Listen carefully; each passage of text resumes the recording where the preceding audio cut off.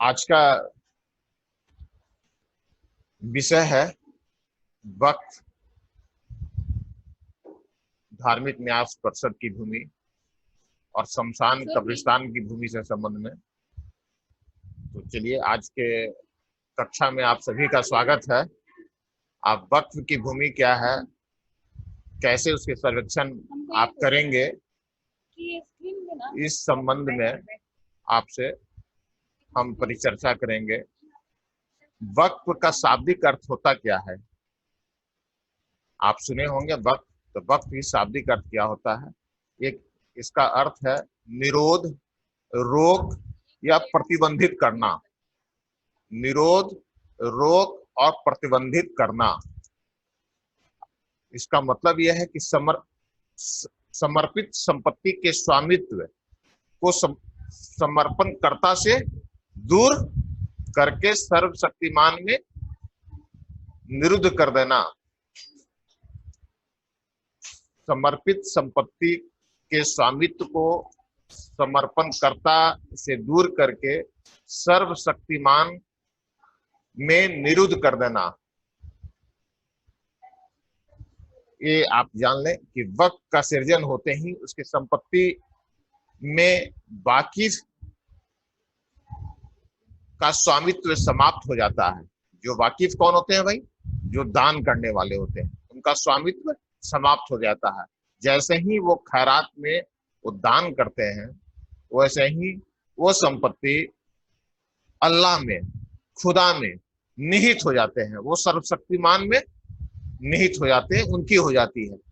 आप ये समझ लें। और वक्फ की संपत्ति की देखभाल करने के लिए केयर टेकर के रूप में अधीक्षक होते हैं, जिन्हें मुतवली भी बोलते हैं, या प्रबंधक ये होते हैं। और किंतु इस हैसियत से वो वक्फ की संपत्ति में कोई अधिकार नहीं होता है। मुतवली का कोई अधिकार नहीं होता है, केवल वो संपत्ति का देखरेख करते हैं। ये आप ये जान लें। जैसे ही संपत्ति पवित्र या खैराती कार्यों के लिए दान की जाती है, उस क्षण ही वाकिफ का संपत्ति से अधिकार समाप्त हो जाता है। वो संपत्ति से जो वाकिफ है, दान करता है, समर्पण करता है, उनका अधिकार समाप्त हो जाता है और वो संपत्ति खुदा में निहित हो जाता है। ये आप ये जान लें। साथ ही वक्फ की संपत्ति का अंतरण नहीं होता है, ये भी आप जान लें। कोई व्यक्ति अगर आपके पास आएगा और कहेगा कि ये जमीन हम वक्फ की संपत्ति को हम खरीदे हैं, तो आप उसे नहीं मानेंगे, क्योंकि वक्फ की संपत्ति का अंतरण नहीं होता है। क्यों जो वाकिफ होते हैं, समर्पण करता होते हैं, उनका अधिकार खत्म हो जाता है और वो संपत्ति जो है खुदा में, भगवान में, सर्वशक्तिमान में निहित हो जाता है। ये स्पष्ट है। साथ ही ये आप जान लें कि जो वाकिफ होते हैं, वो जिन्हें वाकिफ कहें या समर्पण करता का संपत्ति की जाने वाली संपत्ति पर अस्थायी नियंत्रण होना आवश्यक है। यदि मान लीजिए कि मेरी संपत्ति और हम दान कर रहे हैं, खैरात में दे रहे हैं, वक्त है, तो उसी स्थिति में मेरा संपत्ति पर अस्थायी नियंत्रण होना चाहिए और उसका हम स्वामी होना चाहिए। ये नहीं कि मेरी दूसरी की संपत्ति हम दान कर दें, वो नहीं माना जाएगा। इसलिए वक्फ की संपत्ति पर वाकिफ का, समर्पणकर्ता का अस्थायी नियंत्रण होना चाहिए, वो उसका मालिक हो, स्वामी हो। साथ ही वक्फ की संपत्ति जो होती है वो खुदा की होती है, जो पहले बता दिए कि अल्लाह की होती है। जैसे ही और वाकिफ के द्वारा वो दान कर दिया जाएगा तो उस खुदा में निहित हो जाती है और इसका अंतरण नहीं हो सकता है। यदि आवश्यकता हुई तो न्यायालय की अनुमति से वो उसकी अंतरण हो सकती है।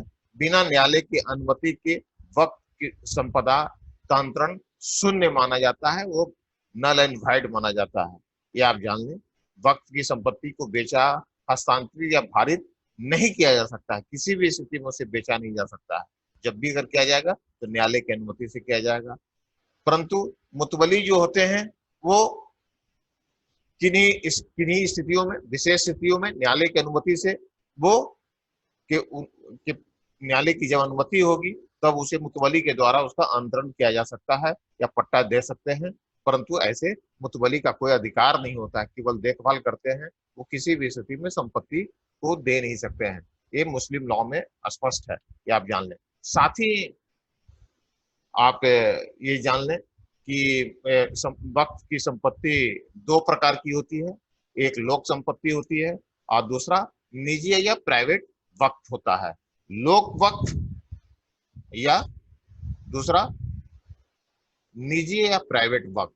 लोक वक्फ क्या है भाई, आप ये जान लें, वक्फ दो प्रकार की होती है, लोक वक्फ और निजी या प्राइवेट वक्फ इसको बोलते हैं। लोक वक्फ क्या है, सार्वजनिक वक्फ धार्मिक या खैरात प्रयोजनों के लिए होता है। लोक वक्फ अपने निजी परिवार के लाभ के लिए नहीं उत्पन्न नहीं किया जा सकता है, या तो सभी धार्मिक या खैराती कार्यों के लिए, प्रयोजनों के लिए होता है। यदि अगर आप कोई हम हैं, अगर हम अपनी संपत्ति को हम दान कर दिए तो मेरे वंशजों का कोई अधिकार नहीं होगा। वो जब भी उसकी उपयोग होगी, उसकी आमदनी वो गरीबों के लिए होगी, गरीबों के लिए होगी, उसका उपयोग होगा, निजी परिवार के लिए लाभ नहीं होता है उसमें, ये आप जान लें। वो लोक वक्फ वही है। फिर दूसरा है निजी वक्फ। निजी वक्फ क्या है भाई, इसके संस्थापक निजी खानदान या वंशजों के लिए होते हैं, ये आप जान लें। वास्तविक रूप से यह अजन्मे वंशजों के भी पक्ष में होता है। साथ ही आप जब एक वक्फ का निर्माण किया जाता है तो उसे वाकिफ का परिवार या उसके वंशज लाभ भोगी होते हैं, उसके लाभ वो लेते हैं और गरीबों का जो है स्पष्ट रूप से उसमें लाभ के बारे में कहीं भी भोगी नहीं बनाया जाता है। वो स्पष्ट नहीं रहता है कि वो गरीब के लिए वो कितना उसमें अंश उसको मिलेगा। वो जब भी होगा तो निजी लाभ के लिए होता है, इसलिए इसे शून्य ही माना जाता है। साथ ही जब वक्फ की संपत्ति होती है तो वक्फ अलल औलाद के लिए ये माना जाता है। इसी के अंतर्गत आती है वाकिफ की औलाद की वक्फ को, मैंने वक्फ अलल औलाद भी होती है जो अपने वंशजों के लिए होती है।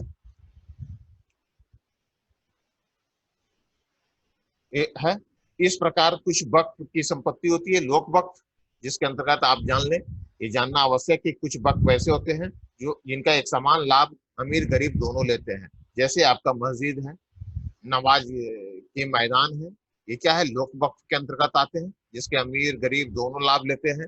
फिर इमाम बारे हैं, रोजे या दरगाह हैं, कारवा और सराय हैं, खानकाह, स्कूल कॉलेज भी होते हैं वक्फ की पर बनी हुई, उसमें अमीर गरीब के बच्चे सभी पढ़ते हैं। अस्पताल होते हैं, दवाखाने होते हैं, छात्रावास और मकान और कब्रिस्तान आदि जो है। इस प्रकार ये आपके लोक वक्फ की है, लोक वक्फ के अंतर्गत आते हैं जिसकी उपयोग अमीर गरीब सभी करते हैं। खानकाह आपको मिलेगा सर्वेक्षण के क्रम में, कैडेस्ट्रल सर्वे में खानकाह शब्द मिलेगी, तो खानकाह के बारे में थोड़ी जान लें कि खानकाह क्या है भाई। खानकाह एक मठ, एक धार्मिक संस्था होती है जिस तरह से है, जिसमें साधु उन्हें दरवेश और सत्य की खोज करने वाले धार्मिक शिक्षा और उपासना के अभ्यास के लिए इकट्ठे होते हैं साधु जो है। यहाँ धर्म की शिक्षा दी जाती है, वहां बैठ के उपासना करते हैं, वो आपके उसके दरवेश बोलते हैं। इस तरह से मठ होता है हमारे यहाँ हिंदू संप्रदाय में मठ होती है, उसी तरह से यहाँ मुस्लिम में आपके खानकाह होते हैं। और अगर जो खानकाह के साधु होते हैं उनकी देहांत हो जाती है तो ही उनको दफन कर दिया जाता है। तो आप देखे होंगे कि उसे तकिया भी कहा जाता है। यदि आप पटना जिला में किन्हीं का घर होगा तो दानापुर है, दानापुर अंचल में तकिया पर एक स्थान है जहाँ इसी तरह से वहाँ एक चरदीवारी के अंतर्गत बहुत बड़ा एक मैदान है जहाँ वो साधु वगैरह के बैठते थे, और वहीं एक अंदर में एक कब्रिस्तान है जो उसके साधु थे वो दरवेश, वो उन्हीं देहांत हो गई तो वहीं उनको दफन कर दिया गया। तो दानापुर में तकिया पर एक जगह भी है। तो खानकाह आप समझ गए कि खानकाह क्या कहते हैं भाई। साथ ही कब्रिस्तान एक समर्पित भूमि है। यदि कोई व्यक्ति कब्रिस्तान के लिए भूमि दान किया है, खैरात में दिया है, अगर वो जब एक भी व्यक्ति को अगर दफन कर दिया गया तो कब्रिस्तान सार्वजनिक माना जाता है, वो सार्वजनिक रूप में उसकी उपयोग होगी है। और जब आप सर्वे करेंगे उन्हें सार्वजनिक मैंने गर्मजरुआ आम या गर्मजरुआ अनावाद सर्वसाधारण खाते में उस कब्रिस्तान को आप रखेंगे, क्योंकि ये भूमि वक्फ की संपत्ति मानी जाएगी। फिर है तकिया, आपको बताया कि विश्राम का स्थान शुरू में ये। फिर दरगाह शब्द भी मिलेगा है। ये भी है क्या है भाई, ये शब्द ऐसे व्यक्ति के मजार और मकबरे होते हैं जहां सारे उसके अनुयायी लोग उनके जाते हैं दर्शन करने के लिए है। मर जाने के बाद वहां इमाम बाड़ा, ये किसी निजी मकान का भाग होता है जो शिया मुसलमानों द्वारा मुहर्रम के समय में या दूसरे मौके पर विशिष्ट उत्सव मनाने के लिए अलग रख दिया जाता है। काजी भी मिलेगा, ये भी अनावाद सर्वसाधारण में जाएगा। काजी भी क्या होते हैं, उसके एक न्यायाधीश होते हैं जो आपके मुस्लिम लॉ में शरीयत के अनुसार अपना निर्णय वो देते हैं। काजी धार्मिक क्या के धर्माधिकारी, इस तरह से आपका है। मुतवली, आप ये जान लें जब वक्फ की संपत्ति का आप संरक्षण करेंगे तो किसी भी ब्लॉक में अगर मिलेगा तो वक्फ किस लिखेंगे और उसका मुतवली का नाम लिखेंगे, तो उसका जो केयर टेकर है उसकी आपको उसका नाम लिखना है। वक्फ में जो मुतवली होते हैं वो केयर टेकर होते हैं, उसके अधीक्षक होते हैं, मैनेजर होते हैं, प्रबंधक होते हैं, ये आप जान लें। और साथ ही सिर्फ उन्हें बेचने का अधिकार नहीं होता है, वो देखभाल करेंगे वो सारी संपत्ति को। और जब आपके द्वारा सर्वेक्षण के क्रम में जब खेसरा पंजी प्रपत्र 6 में आप बनाएंगे तो उसी वक्त के नाम से वो खेसरा पंजी का निर्माण होगा और मुतवली का नाम होगा। और उसी हिसाब से जो वक्त के संपत्ति जो है उसमें मान लीजिए कृषि योग्य भूमि है, उसका लगान कृषि आप रखेंगे। अगर उसमें वास भूमि है, अगर मकान बनी हुई है तो वास होगा। व्यवसायिक अगर उपयोग हो रहा है तो आप सर्वेक्षण में आप देखेंगे हमारे नेवाली में बिहार विशेष सर्वेक्षण और बंदोबस्त नेवाली 2012 में लगान दर तालिका दी हुई है, उस हिसाब से उसका व्यवसायिक लगान वहां रखा जाएगा। साथ ही इस प्रकार वो जो लगान हमारा नेवाली के अंतर्गत है वो रखा जाता है। सिर्फ मुतवली उसके सेवक होते हैं और उनके द्वारा सिर्फ खिदमत करना काम है, वो संपत्ति का देखभाल करना उनका काम है। हाँ, आप जान लें मुतवली को भी आपका जो है जो वक्फ अधिनियम 1995 है वो संशोधित 2013 भी अब है, उसे कहा जा रहा है संशोधन हुआ है, उसमें मुतवली को हटाने की प्रक्रिया दी गई है जो आगे हम बात करेंगे। इस प्रकार ये आपका वक्फ से संबंधित कुछ विशेष मुस्लिम लॉ के अनुसार आपको बताए। अब इसके बाद आपको ये बताना चाह रहे हैं कि वक्फ अधिनियम 1995 बनी थी और उसमें संशोधन 2013 में भी हुआ है। और उसके अंतर्गत आप ये जान लें कि वक्फ की जब आप भूमि की सर्वेक्षण करेंगे तो उसके लिए वक्फ पटना में वक्फ बोर्ड की कार्यालय है, जो बिहार राज्य सुन्नी वक्फ बोर्ड है और बिहार राज्य शिया वक्फ बोर्ड है, उनके द्वारा भी अनुरोध किया गया है भू अभिलेख परिमाप निदेशालय के द्वारा कि जो आप भू सर्वेक्षण कर रहे हैं उसके साथ साथ वक्फ की भूमि का भी सर्वेक्षण कर दें। तो उसके लिए हमारे जो बंदोबस्त अधिकारी होते हैं जिला के संहारता महोदय, वो ही आपके वक्फ बोर्ड के भी सर्वेक्षण के लिए उन्हें वक्फ सर्वे आयुक्त नियुक्त किया गया है। और हमारे विभाग के जो प्रधान सचिव हैं उन्हें वक्फ सर्वे आयुक्त बनाया गया है। तो उसी के साथ साथ आपका सर्वेक्षण आपको करना है। वक्फ बोर्ड के द्वारा वक्फ की सूची भी आपको मिलेगी जो वक्फ बोर्ड के द्वारा उपलब्ध कराया जाएगा। जिला में आपका वक्फ अवकाफ कमेटी होती है। आप जब भी अगर सर्वेक्षण कर रहे हैं और उस क्रम में यदि कोई डिस्प्यूट हुआ या लगा कि वो कहीं कोई अन्य व्यक्तियों के द्वारा वक्फ की भूमि पर दावा प्रस्तुत की जा रही है, तो उसी स्थिति में उस जिला अवकाफ कमेटी होती है जिला स्तर पर, उसके सचिव होते हैं, आप उन्हें भी पक्षकार बनाएंगे। साथ ही उसके साथ साथ आप जो राज्य स्तर पर वक्फ बोर्ड है, वो उन्हें भी आप पक्षकार बनाना अनिवार्य है। या आप ये जान लें कि बिहार राज्य सिया वक्फ बोर्ड अल्पसंख्यक कल्याण विभाग बिहार सरकार के अंतर्गत है। इसकी कार्यालय सचिवालय में है। इसकी कहाँ कार्यालय है इसकी भी आप जान लें। दूसरी मंजिल हज भवन आप देखे होंगे हार्डिंग पार्क रोड में है। उसी हज भवन की दूसरी मंजिल पर बिहार राज्य सिया वक्फ बोर्ड की कार्यालय है। साथ ही बिहार राज्य सुन्नी वक्फ बोर्ड की कार्यालय आप ये भी हज भवन में है। ये भी दूसरी दूसरी तल्ला पर है। इसलिए आप जब वक्फ से संबंधित अगर सर्वेक्षण करेंगे, वैसी स्थिति में आप कहीं भी अगर लगे कि नहीं कहीं डिस्प्यूट है, कहीं स्पष्ट नहीं हो रहा है, तो उसी स्थिति में जिला अवकाफ कमेटी, साथ ही आप बिहार राज्य सुन्नी वक्फ बोर्ड या बिहार राज्य सिया वक्फ बोर्ड को भी आप पक्षकार बनाकर अपना निर्णय आप देंगे, ताकि वो अपनी स्थिति को स्पष्ट कर सके। साथ ही ये आप जान लें कि दोनों कार्यालय एक ही भवन में है। और इसके बाद वक्फ अधिनियम 1995 बना, उसके बाद संशोधन 2013 में हुई। उसमें वक्फ का आपका में आप जान लें, उसमें ये अधिनियम जो है पूरे बिहार में लागू है। और ये केंद्रीय मैंने वक्फ अधिनियम 1995 ये केंद्र सरकार का अधिनियम है। इसमें आपका धारा 3 में परिभाषाएं दी गई हैं। आप वक्फ की सूची आप जो बताए कि जो है कि वो रजिस्ट्रेशन होती है। अब आइए, वक्फ की सूची आपको मिल जाएगा वहां से। तब उसके बाद में उसकी जो वक्फ संपत्ति का प्रबंधन का भी दिया हुआ है इसमें, कि कैसे प्रबंधन किया जाता है, वक्फ अधिनियम के अंतर्गत है। उसके प्रबंधन के लिए जो है उसके मुतवली होते हैं, जैसा बताया मुस्लिम लॉ में भी दी गई है। तो इस हिसाब से उसका है वक्फ संपत्ति क्या है, ईश्वर में निहित होती है किसी भी है। वक्फ परिषद ही निगमित निकाय के जिसे संपत्ति का धारण करने का या बयान करने का अधिकार वक्फ बोर्ड को ही होती है। इस है। अब आइए, वक्फ बोर्ड जो है औकाफ रजिस्टर में प्रविष्टि संपत्तियों का विवरण वक्फ संपत्ति के अधिकारता रखने वाले संबंध भू अभिलेख कार्यालय को भेजेगा।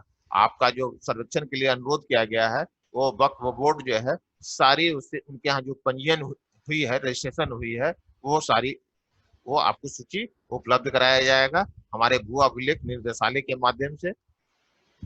आप ये जान लें कि वक्फ संपत्ति की पंजीयन आपका इंडियन रजिस्ट्रेशन एक्ट 1908 के अंतर्गत होती है। जो भी व्यक्ति अगर उसमें वक्फ में अगर करते हैं, दान देते हैं, उनकी रजिस्ट्रेशन इंडियन रजिस्ट्रेशन एक्ट 1908 के अंतर्गत उनकी रजिस्ट्रेशन होती है और वक्फ बोर्ड की सूचना दी जाती है। वहां जाकर वो एक रजिस्टर होती है, उसमें एंट्री होती है।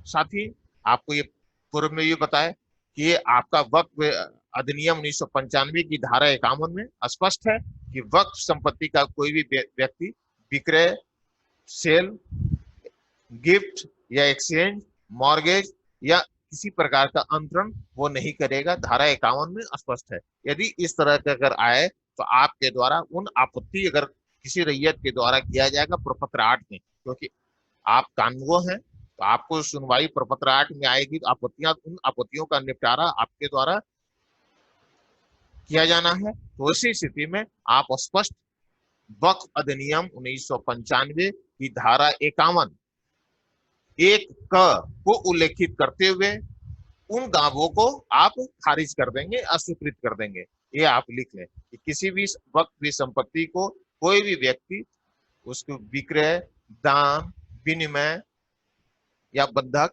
या किसी प्रकार का अंतरण नहीं कर सकता है। इसलिए धारा 51 उपधारा 1 क के अंतर्गत ये है। इस रीजन को लिख देते हुए, इस कारण को स्पष्ट रूप से उल्लेखित करते हुए आपके द्वारा आदेश फल पर वो आपके उन आपत्ति को अस्वीकृत आप कर देंगे। एकदम स्पष्ट ये नोट कर लें है। हाँ, यदि मान लीजिए यदि वो कोई व्यक्ति दावा करता है, अब वो वक्फ बोर्ड के अनुमति से वो जमीन को खरीदता है या किसी न्यायालय के अनुमति से वो जमीन को खरीदता है, तब उसकी मान्यता देना है। तब उसी स्थिति में उस व्यक्ति के नाम से आप खाता दर्ज करेंगे या खोलेंगे।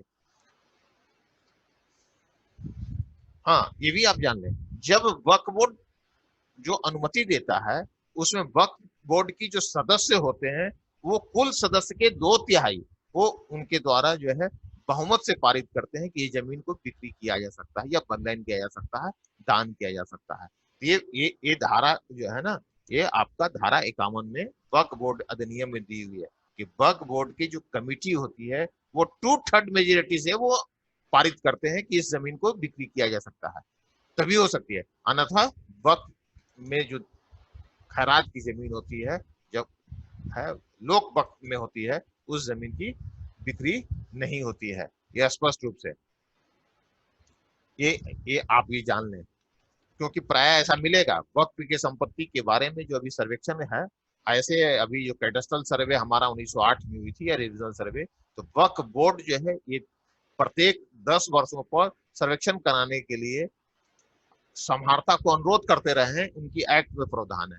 इसी क्रम में हमारा स्पेशल सर्वे हो रही है, तो उन्होंने सोचा कि नहीं भाई, हमारा स्पेशल सर्वे में मेरी वक्त की कितनी भूमि है ये स्पष्ट हो जाए, इसकी भी सर्वेक्षण हो जाए। क्योंकि आप जान लें, इसलिए उनके द्वारा अनुरोध किया गया और औकफ की बनी है कि मैंने संपत्ति की सूची, औकफ मैंने संपत्ति, उसकी सूची भी मिलेगी। और कोई भी व्यक्ति, बहुत से व्यक्ति ऐसे हैं कि अवैध तरीके से उस भूमि को कब्जा किए हुए हैं, वो चाहते हैं कि मेरे नाम से सर्वे हो जाए, वो या हो सकता है कि अंचल कार्यालय से किसी तरह से वो मिलकर रसीद भी कटवा लिए हो, दाखिल खारिज करा लिए हो, मगर उसी स्थिति में आप खाता नहीं खोलेंगे, क्योंकि जो भी रसीद कटी होगी वो अवैध कटा हुआ होगा, ये आप जान लें।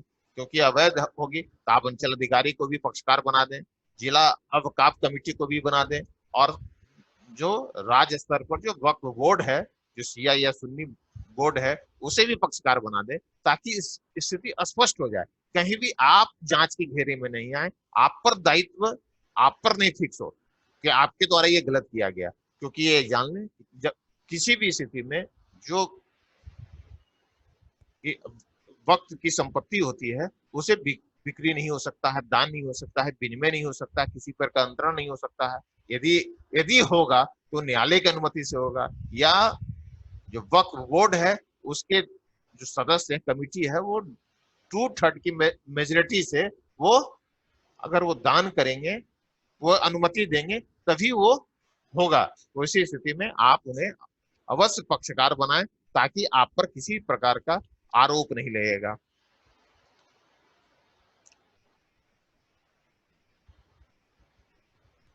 हाँ, साथ ही आप जान लेंगे, कोई अवैध है, रूप से कब्जा किए हुए हैं और आप प्रेशर बनाए हुए हैं, जब आप उनके वक्फ बोर्ड को संज्ञान में लाएंगे तो वक्फ अधिनियम की धारा 52 क में वो जो व्यक्ति अगर कब्जा किए हुए है उस पर वो स्वयं, आप ये जान लें कि वो जो इंक्रोचमेंट का केस, जैसे आप जानते होंगे या अभी आपको किसी भी क्लास में बताया गया होगा कि इंक्रोचमेंट एक्ट, जो अंचल अधिकारी होते हैं रहती भूमि पर, वो सरकारी भूमि पर उनके द्वारा वाद चलाकर इंक्रोचमेंट हटाया जाता है, रहती भूमि नहीं, सरकारी भूमि।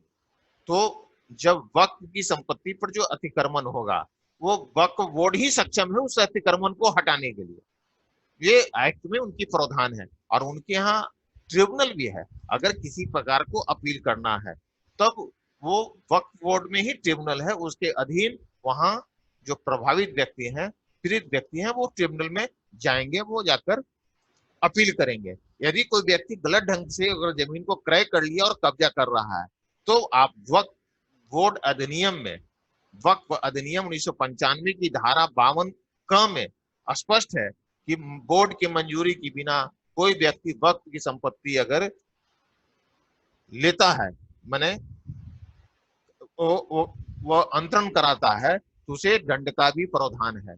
उसमें दंड क्या है भाई, कि कठोर कारावास या 2 वर्ष तक उसको की सजा हो सकती है। इस प्रकार वो ये व्यवस्था वहां है। और वक्फ पे संपत्ति से अतिक्रमण हटाने के लिए मुख्य कार्यपालक पदाधिकारी वहां होते हैं, चीफ एग्जीक्यूटिव ऑफिसर, उनके उनके यहाँ वो बायतदार होती है और वो सक्षम पदाधिकारी होते हैं अतिक्रमण का सुनवाई कर कर अतिक्रमण को उस वैकेट कराना या रिमूवल कराना, ये आपका वक्फ संपत्ति में ये है।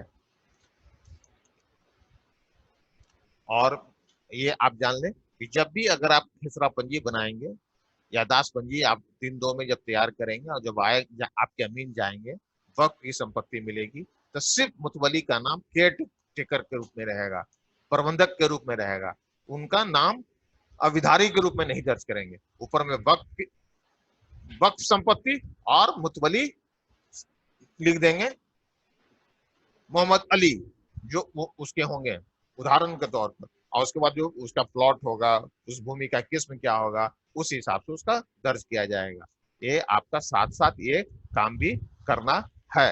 अब आइए, ये वक्फ अधिनियम जो है आपका 1995 है और संशोधन इसकी हुई थी 2013 में, ये आप जान लें। और ये किसी भी स्थिति में वक्फ की भूमि को कोई व्यक्ति बिक्री नहीं कर सकता है, अवैध रूप से कब्जा करता है तो भी गलत है, उसको दंड की प्रावधान है।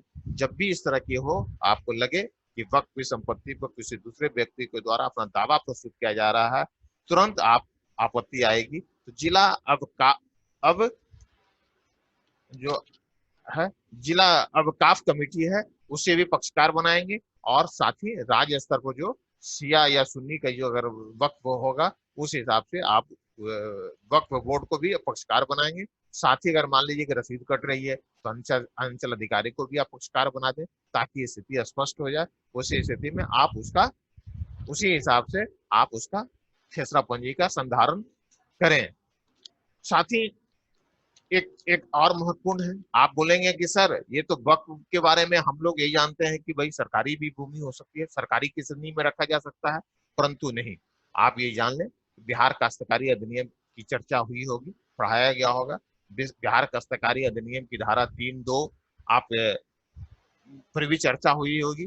3(2) क्या था है, इसमें कहता है कि मुतवली जो है वक्फ समिति के न्यासी के कब्जा होते हैं। अब बिहार काश्तकारी के अधिनियम धारा 3(2) में जो स्वत्वधारी की परिभाषा है वही वक्फ बोर्ड उसके अधीन आते हैं। और धारा 5(3) के अंतर्गत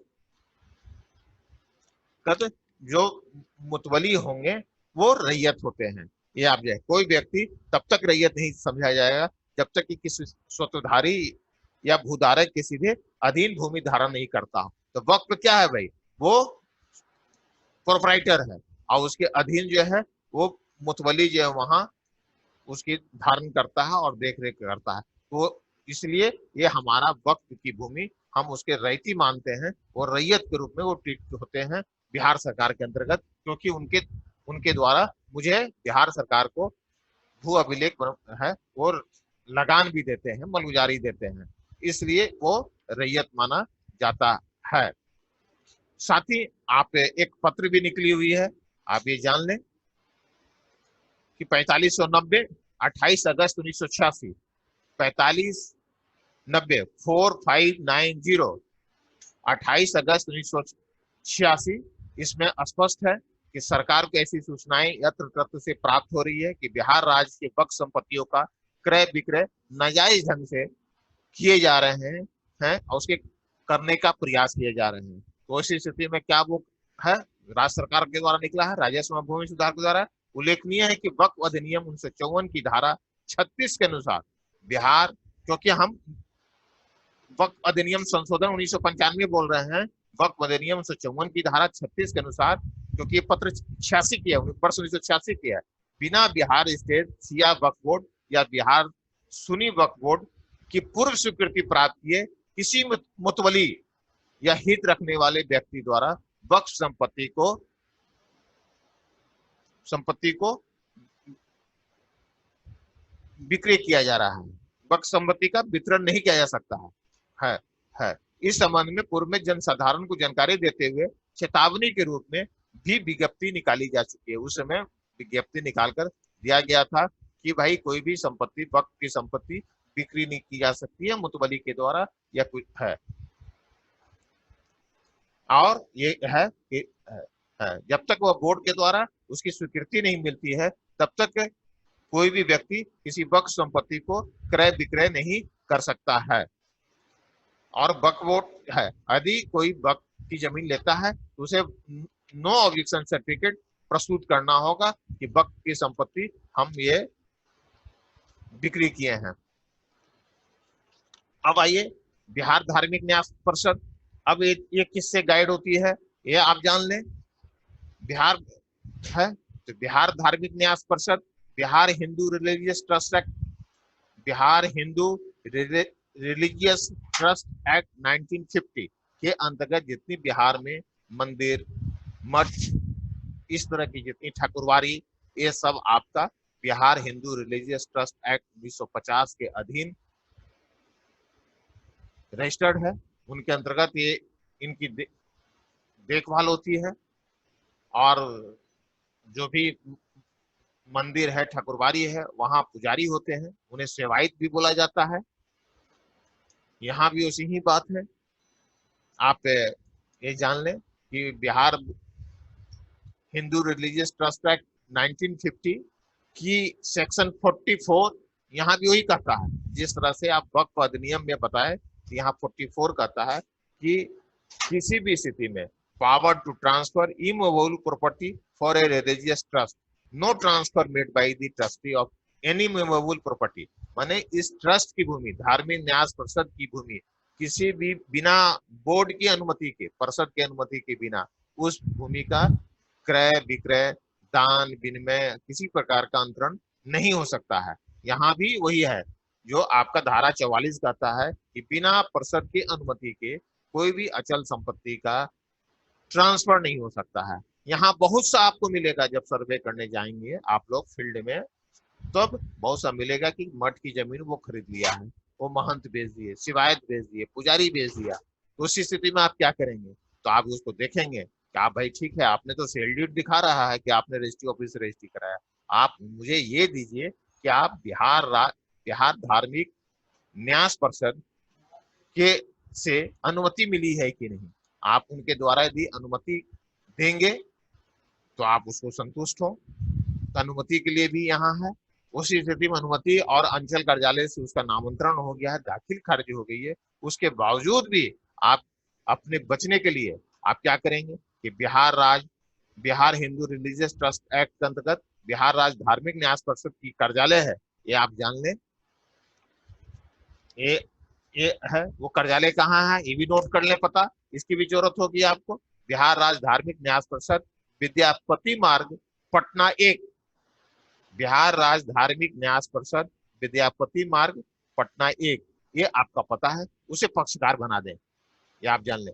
कोई भी मठ मंदिर की जमीन किसी पुजारी या महंत के द्वारा कोई व्यक्ति अगर खरीदता है और दावा प्रस्तुत करता है कि मेरे नाम से आप खाता खोल दें, खेसरा पंजी का निर्माण करें, तो आप उसी स्थिति में पहले तो उससे पूछें कि आप क्या धार्मिक न्यास परिषद से अनुमति प्राप्त कर कर आप जमीन खरीदे हैं या बेचा गया आपके द्वारा। तो अगर वो पेपर देगा तो देने के लिए भी ऐसा भी हो सकता है कि पेपर फेक भी हो, तो आप गूगल से भी जाकर धार्मिक न्यास बोर्ड को आप पूरा डिटेल आपको जानकारी मिलेगी। साथ ही जब आपत्ति की आप सुनवाई करेंगे उन्हें पक्षकार बना दें और अंचल अधिकारी को भी पक्षकार बना दें, तब आप सेफ रहेंगे। तो ये आप जान लें, उन्हें भी जो है Bihar Hindu religious trust act 1950 की धारा सेक्शन 44 में स्पष्ट है, वो जब भी अगर वो जमीन बिक्री होगी तो धार्मिक न्यास परिषद की अनुमति के से ही बिक्री हो सकती है। बिना उसके अनुमति के वो जमीन जो है न सेल होगा, मॉर्गेज होगा, न एक्सचेंज होगा या लीज होगा, किसी भी स्थिति में नहीं। बोर्ड का अनुमति से ही वो हो सकता है। यदि मान लीजिए कोई व्यक्ति अगर कर दिया है तो सेक्शन 48 में रीएस्टोरेशन का भी पावर है ट्रस्ट को अपनी प्रॉपर्टी को रीएस्टोर करने का, ये भी आप जान लें। ये अच्छी तरह से इस प्रकार से आप वहाँ जो ट्रस्ट बनती है, वहाँ ट्रस्ट में आप उसके अध्यक्ष होते हैं। पूर्व में अभी आप जानते होंगे कि बिहार धार्मिक न्यास परिषद के बहुत दिनों तक आपके आचार्य कुणाल जो थे, पूर्व आईपीएस थे, आईजी थे, वो वही थे उसके, तो बिहार में उसके अध्यक्ष थे। अभी वर्तमान में कोई दूसरे अध्यक्ष हैं, मगर काफी वहां भी सभी जो मंदिर होती है उसकी सर्वे कराकर रजिस्ट्रेशन कर कर इस तरह से किया गया। वहां भी आप जान लें जो धार्मिक न्यास परिषद है उसके अंतर्गत ट्रिब्यूनल होती है। वहां भी कोई भी अगर धार्मिक न्यास परिषद की भूमि पर कोई कब्जा करता है, उसको दखल किए हुए है, तो धार्मिक न्यास परिषद के अंतर्गत जो ट्रिब्यूनल है उनके द्वारा ही वहां भी सेक्रेटरी होते हैं। जैसे आपके वक्फ बोर्ड अधिनियम में चीफ एग्जीक्यूटिव ऑफिसर होते हैं, यहाँ सेक्रेटरी होते हैं, उनके न्यायालय में आपत्ति दायर होती है, अतिक्रमण बाद चलता है और फिर कर कर और उसकी उसे खाली कराया जाता है। अगर किसी तरह का कोई विशेष है तो आपका ट्रस्ट बोर्ड में भी ट्रिब्यूनल होते हैं, जिसके डिस्ट्रिक्ट जज लेवल के आपके ट्रिब्यूनल के चेयरपर्सन होते हैं, और वो डिस्ट्रिक्ट जज ही उसके होते हैं, ट्रस्ट है। इस प्रकार यहाँ भी जो आपका है। और साथ ही आप ये जान लें कि जो Bihar Hindu religious trust act है उसके अंतर्गत आपका श्वेतांबर जैन भी होगा, मिलेगा, या दिगंबर जैन भी इसी से गाइड होती है। इसी एक्ट से Shwetambar Jain religious trust fund भी होते हैं और दिगंबर जैन का भी होता है। जैसे आपका बिहार में भी जैन का भी मंदिर है, इसी एक्ट के तहत वो गाइड किए जाते हैं और उनका भी सर्वेक्षण इसी तरह से होगा। उनकी भी अगर जमीन की कोई संपत्ति की जमीन अगर कोई बेचता है, वहां भी आपको मांगना है कि ट्रस्ट में आपका अनुमति है कि नहीं है। पर अनुमति के बाद ही आप उसका खेसरा पंजी का निर्माण करेंगे। और साथ ही साथ आप धार्मिक बिहार राज्य धार्मिक न्यास परिषद जो पटना में विद्यापति मार्ग में है, उन्हें पक्षकार अवश्य बनाएंगे। और जब भी अगर बिक्री हुई है तो आप उसे अंचल का रसीद अगर मांगेंगे, दाखिल खारिज का नकल, और अंचल अधिकारी को भी पक्षकार बनाएंगे। यदि मान लीजिए कि आप इस तरह से नहीं करते हैं तो आप दोषी हो जाएंगे, क्योंकि बिहार में ऐसा बहुत सा मिलेगा कि मठ की जमीन जो है महंत साहब बेच दी है। साथ ही आप जान लें एक चीज और महत्वपूर्ण है, मठ में होते हैं महंत होते हैं। महंत क्या है, उनकी अगर देहांत हो जाती है तो उस स्थिति में उनके जो वंशज होते हैं, वारिस होते हैं, वो उस महंत नहीं हो सकते हैं। ये आप जान लें, जो भी मठ के महंत होते हैं उनकी अगर देहांत होती है तो उसकी भी एक गुरु उसका चेला मैंने घोषित करने के लिए आपका उत्तर प्रदेश में गाजीपुर और एक और जगह है, वहां इस तरह की संस्था है जो उनके द्वारा विधिवत माने उस जो महंत का जब देहांत हो जाती है तो उनके चेले को पुनः फिर वो महंत के रूप में घोषित किया जाता है और फिर उसकी सूचना बिहार धार्मिक न्याय परिषद को दी जाती है। महंत भी वहां क्या होते हैं, मठ के सिर्फ केयर टेकर होते हैं, मैनेजर होते हैं। उन्हें किसी भी संपत्ति को लीज, दान, एक्सचेंज, गिफ्ट करने का अधिकार नहीं होता है। ये आप अच्छी तरह से समझ लें, क्योंकि प्राय मिलेगा बिहार में बहुत सी मठ है और मंदिर है, उसकी जमीन को बिक्री कर दी गई है और आप पर दबाव बनाया जाएगा कि आप इसका खेसरा पंजी का निर्माण करें, मेरे नाम से खाता खोल दें। तो ये इसलिए आपको बताया जा रहा है। उसी स्थिति में आप गूगल पर भी जाएंगे तो Bihar Hindu religious trust act 1950 Google पर भी है, और वक्फ बोर्ड अधिनियम 1995 भी आपका अमेंडमेंट किया हुआ वो आपको मिलेगा और उससे भी आपको जानकारी सारी मिल जाएगी। किसी भी स्थिति में किसी भी व्यक्ति का बिना अगर बोर्ड की अनुमति के बिना अगर देता है उसका निर्माण नहीं करेंगे। काफी ये मैंने सेंसिटिव है, समझ लीजिए। अगर आपके द्वारा वो किसी व्यक्ति का अगर आप खाता का निर्माण कर देते हैं और उसका खाता बन जाएगा तो उसके लिए वहां किसी प्रकार का हिंसक या कॉमनल राइट भी हो सकता है, ये आप समझ लीजिए। तो उसी स्थिति में एकदम बचने की जरूरत है, उसमें आप काफी दोषी हो जाएंगे और आप पर कार्रवाई हो जाएगी। आपको किस मैंने राज्य सरकार के द्वारा आपको अब कहना नहीं चाहिए, काफी हद तक आप पर मैंने किसी प्रकार की कार्रवाई हो सकती है। तो ये इसे है। साथ ही आप जान लें एक और था, शमशान की भूमि है। शमशान की भूमि अगर जहां मिलेगी तो उसका वो किस खाते में जाएगा, वो अनावाद सर्वसाधारण में जाएगा। ये आप जान लें, क्योंकि सार्वजनिक उपयोग होती है, सार्वजनिक जहां उपयोग होगी उस तरह की भूमि को अनावाद सर्वसाधारण खाते में डालते हैं। जिसे कैडस्ट्रल सर्वे में भी शमशान की भूमि मिलेगी वो जो आम होगा। यदि रिविजनल सर्वे के खतियान होगा तो वहां अनावाद सर्वसाधारण होगा, ये आप जान लें। साथ ही एक चीज और बता देना चाह रहे हैं कि कब्रिस्तान मुस्लिम संप्रदाय के साथ साथ हिंदू में भी गिरी जाति के होते हैं, गिरी कास्ट होते हैं, उनका भी लोगों का दफनाया जाता है। तो उस तरह का हिंदू कब्रिस्तान भी आपको मिलेगा है। तो ये आप इसे भी अनावत सर्वसाधारण में या कैडेस्ट्रल सर्वे में आम खाते में होगी, और डिविजनल सर्वे में अनावत सर्वसाधारण में होगी। तो आपका शमशान की भूमि जब भी दर्ज होगी सार्वजनिक उपयोग में होती है, वो आपका अनावत सर्वसाधारण में उस खेसरा का निर्माण होगा, और भूमि का जो किस्म है शमशान लिखेंगे, और इसमें लगान दर्ज नहीं होगा, ये आप समझ लीजिए, क्योंकि अनावत सर्वसाधारण है। इसी प्रकार कब्रिस्तान जितनी भी होगी वो सार्वजनिक उपयोग में होती है, वो भी अनावत सर्वसाधारण में जाएगा। कैडेस्ट्रल सर्वे में भी आपको आम खाते में कब्रिस्तान मिलेगा। उसमें भी आप देखेंगे कि कब्रिस्तान के जो बाउंड्री पर होते हैं बहुत से रैयत जो है अपनी बढ़ाकर दखल किए हुए हैं। तो आप जो कैडेस्ट्रल सर्वे का जितना रकबा है उसी रकबे का आप स्पेशल सर्वे में उतना ही उस प्लॉट का उतना ही रकबे का उतना ही एरिया का निर्माण करेंगे, न कि वो किसी रैयत को लाभ पहुंचाने का प्रयास नहीं करेंगे। क्योंकि प्राय मिलेगा उसके कब्रिस्तान के बाउंड्री पर इस तरह का डिस्प्यूट अब चल रहा है बिहार में, कि लोग बढ़ लिए कब्रिस्तान की भूमि को दखल किए हुए हैं, मकान बना लिए, और आपसे से प्रलोभन देकर या दबाव बनाकर आपसे उसका खेसरे का निर्माण कराना चाहेंगे, रहती राइट लेना चाहेंगे, अपने नाम पर खाता खुलवाना चाहेंगे।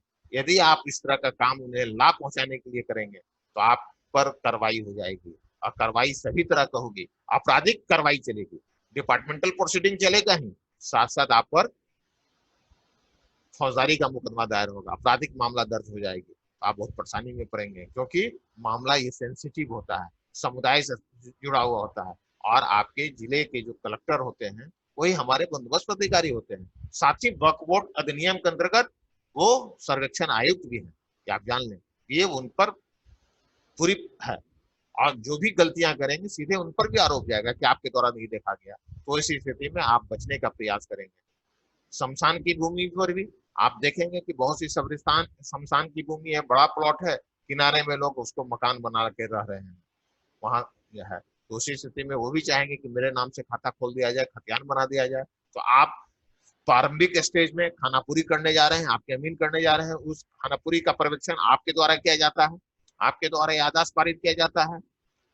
तो इस स्थिति में आप उन्हें लाभ पहुंचाने से आप बचेंगे। अमीन का भी आपको पर्यवेक्षण करना काम है, वो कैडेस्ट्रल सर्वे में जितने रकबे का वो प्लॉट है, तो उस स्थिति में उतना ही रकबे का वर्तमान स्पेशल सर्वे में भी उस खेसरा का निर्माण होना चाहिए। शमशान की भूमि हो, कब्रिस्तान का भूमि हो, ऐसा ही ईदगाह की भूमि भी मिलेगी आपको, खानकाह मिलेगी। इस तरह के लोग किए हुए हैं, दखल किए हुए हैं, और चाहते हैं कि वो मेरा हो जाए। फिर साथ साथ जैन से संबंधित कुछ ऐसा है कि क्रिश्चियनिटी की भी जमीन है, चर्च वगैरह है, वहाँ ईसाई से संबंधित वहाँ लॉ है, पर्शियन लॉ, वहाँ वो उससे चलता है। फिर आपका सिख समुदाय की भूमि होगी, वो हिंदू सक्सेशन एक्ट के अंतर्गत गाइड होती है। तो ये आप जान लें, ये बहुत महत्वपूर्ण चीजें हैं, इस पर ध्यान देना है। और साथ ही बहुत सी कब्रिस्तान है जिसमें अभी आप बहुत से गांव में आप जाएंगे तो वहाँ मुस्लिम समुदाय के लोग नहीं रहते हैं, कब्रिस्तान की भूमि कैडेस्ट्रल सर्वे में है, और उसे लोग परती ही पड़ी हुई है, लोग अवैध ढंग से रखे हुए हैं, तो वहाँ अपना कब्जा खेती कर रहे हैं। तो उसी स्थिति में भी उसे कैडेस्ट्रल में अगर कब्रिस्तान की भूमि है तो आप स्पेशल सर्वे में भी उसका निर्माण कब्रिस्तान के रूप में ही किया जाएगा, भले ही उस गांव में मुस्लिम समुदाय को हो या नहीं हो, क्योंकि हमारा कैडेस्ट्रल सर्वे में है, स्पेशल सर्वे में उसी स्वरूप में उसी किस्म में उसका खेसरा का निर्माण होगा, और अविधारी का निर्माण होगा, वो अनावास संविधान में रखा जाएगा। ये आप ये समझ लें। चलिए, हाँ क्वेश्चन ही कीजिए अभी। हाँ, प्रश्न आप लोग हाथ उठाएंगे, अगर कहीं कोई संशय है तो क्रमवार आपके प्रश्न का जवाब हम देते जाएंगे, उत्तर देते जाएंगे। चलिए, अविनाश जी, पेज नंबर 1 से चलिए पहले। हाँ एक, हाँ एक अच्छा चल रहा है। हाँ हाँ हाँ, चलिए, हाँ आइए, आप कोई प्रश्न है आप लोगों का तो क्रमवार बढ़ते जाइएगा। हाँ हाँ बोलिए। संजीत कुमार जी, क्या जानना चाह रहे हैं आप? Good morning sir. Morning morning, बोलिए। सर ये मठ का जो उत्तराधिकारी का प्रोसेस है। हाँ, मठ में जो मठ होती है ना, महंत होते हैं, वो आपके गोरखपुर में या उत्तर प्रदेश में एक और है जहाँ हाँ उत्तराधिकारी घोषित किया जी, जाता है। गोरखपुर में हाँ नाथ हाँ संप्रदाय का हाँ जो है। हाँ, तो उत्तराधिकारी घोषित किए जाते हैं, जिस संप्रदाय का मठ होता है उनके द्वारा उत्तराधिकारी घोषित किया जाता है।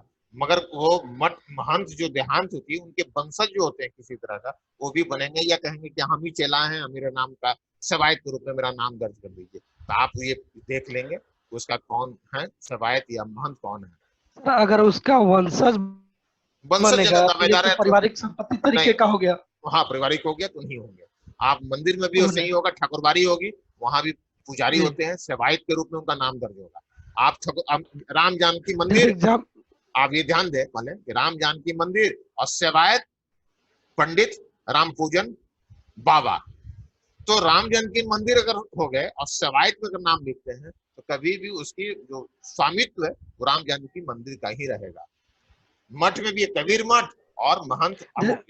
चलिए, जी, और कोई जैसे प्रश्न? ये गोरखनाथ में है तो महंत अवैधनाथ थे जो एक्सपायर हो गए, तो हाँ योगी आदित्यनाथ हाँ हाँ, जी बिल्कुल। महाराज बने। हाँ जो चलिए। दोनों में कोई रिलेशन नहीं है दोनों का, हाँ, कोई रिलेशन कोई नहीं, फैमिली तो रिलेशन हाँ नहीं है, चेला होते दो हैं। डिफरेंट टाइप का। हाँ, चेला जी। होते हैं। हाँ चलिए, नेक्स्ट क्वेश्चन। और और कोई प्रश्न आप लोग से भी?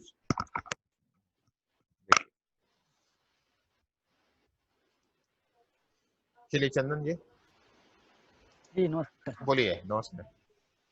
सर। कहना चाह रहे हैं क्या शमशान प्राइवेट हो सकता है सर? नहीं, शमशान प्राइवेट कभी नहीं हो सकता। जब भी शमशान का मतलब हो गया, अगर कोई व्यक्ति पहला जो होता है, सर अगर अगर कोई हम अपना जमीन उसको, खरीद के बनाया हो। हम अपना नहीं, शमशान कभी भी नहीं हो सकता। जैसे ही शमशान हुआ और उस पर दाह संस्कार हुई तो सार्वजनिक उपयोग में आ जाता है। ऐसे कोई कोई व्यक्ति देखिए होते सर हैं जो अगर बहुत सार्वजनिक बड़े जमींदार सर। होते हैं, उनका कोई अपनी जमीन है, तो उस जी सर। स्थिति में अपने परिवार का जी कोई दाह संस्कार करते हैं, तो उसको शमशान की श्रेणी में नहीं देखा जाएगा। नहीं सर, अगर वो सार्वजनिक मतलब भूमि किसी एक की है लेकिन वो सार्वजनिक रूप से अगर शमशान के लिए उपयोग हो रही है, पूरे जब गांव के लोग वहाँ सार्वजनिक जा हो सकते गया हैं। तो उसे आप अनावाद सर्वसाधारण खाते में डालें। लेकिन सर वो जमीन दूसरे की है, उसका खाता पहले से उसकी खानदानी जमीन। आता कैडस्ट्रल सर्वे में था ना भाई, आज सार्वजनिक उपयोग होने लगी। कैडस्ट्रल सर्वे में आप देखेंगे कि वो किसी रैयती भूमि है और अभी आम रास्ते के रूप में उसके प्रयोग हो रही है, तो सार्वजनिक हो गया। उसका रास्ता के रूप में उसका अनावास सर्वसाधारण में रास्ते के रूप में उसका खाता खुलेगा। आप ये समझ लीजिए, ठीक है जी ना? सर। ओके, चलिए नेक्स्ट क्वेश्चन। जितेंद्र जी, बारी बारी से जी बोलिए। विकास जी, हाँ बोलिए। सर ये पैतृक संपत्ति क्या है सर? पैतृक संपत्ति, जी जी, पैतृक मैंने संपत्ति आपके पिताजी का, दादाजी के नाम से जो है, परदादा के नाम से, वो पैतृक संपत्ति हो गया, पैटर्नल संपत्ति होगा, प्रॉपर्टी, समझिए। अच्छा अच्छा। आज का विषय है वक्फ और धार्मिक न्यास से सबसे संबंधित संस्थान कब्रिस्तान से प्रश्न। जी जी जी, मैंने पढ़ा था डॉट। ठीक ओके, ठीक।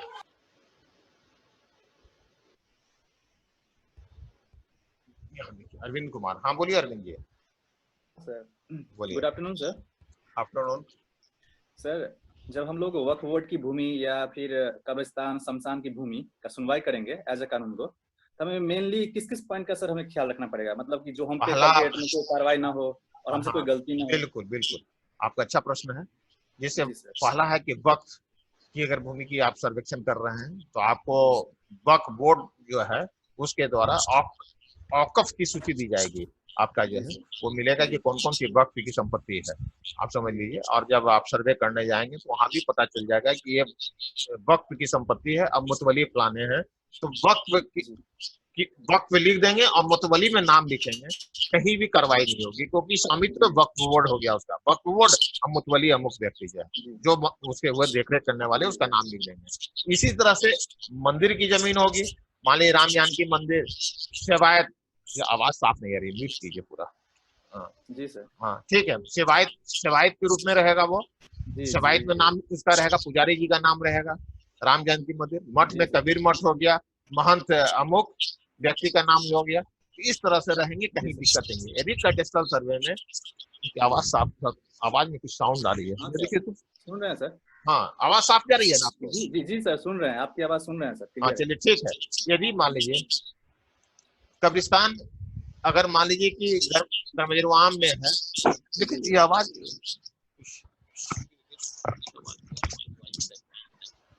जी सर, सुन रहे हैं सर आपकी बात। सुनाइए ज्यादा। नहीं ठीक है सर। ठीक है, हाँ चलिए ठीक है। जी सर। यदि कैडेस्ट्रल सर्वे में शमशान है, कब्रिस्तान है, तो आप नया जो स्पेशल सर्वे कर रहे हैं उसमें भी उस जितना वो प्लॉट है, जितना उसका एरिया है उतना एरिया होना चाहिए।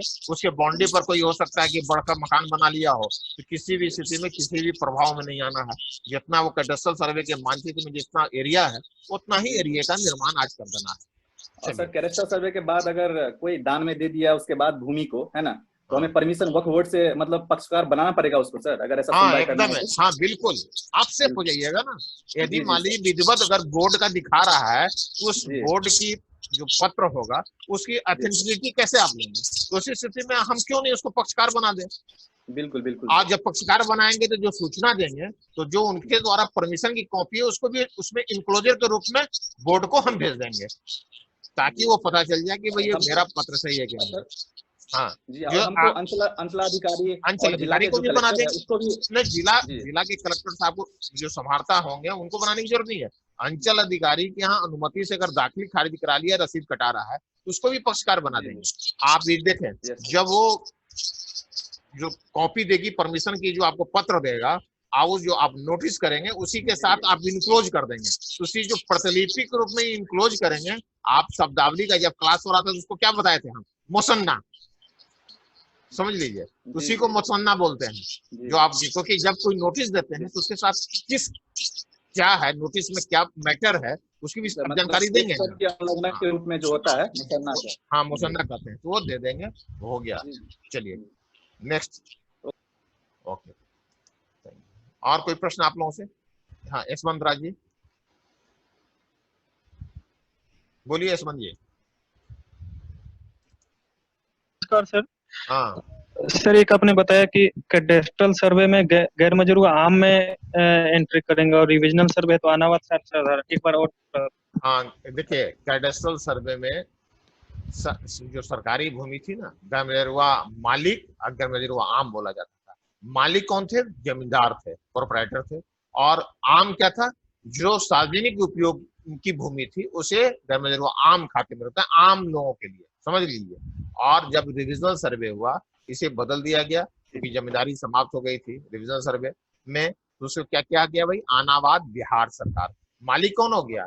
हम बिहार सरकार हो गए, और आनावाद सर्वसाधारण कर दिया गया। वही स्पेशल सर्वे में भी इसी शब्द को प्रयोग किया गया है, आनावाद बिहार सरकार, आनावाद सर्वसाधारण। आनावाद सर्वसाधारण में कब्रिस्तान, शमशान, ईदगाह, खानका सारी होगी, क्योंकि सभी लोग इसकी उपयोग करते हैं। चलिए थैंक यू।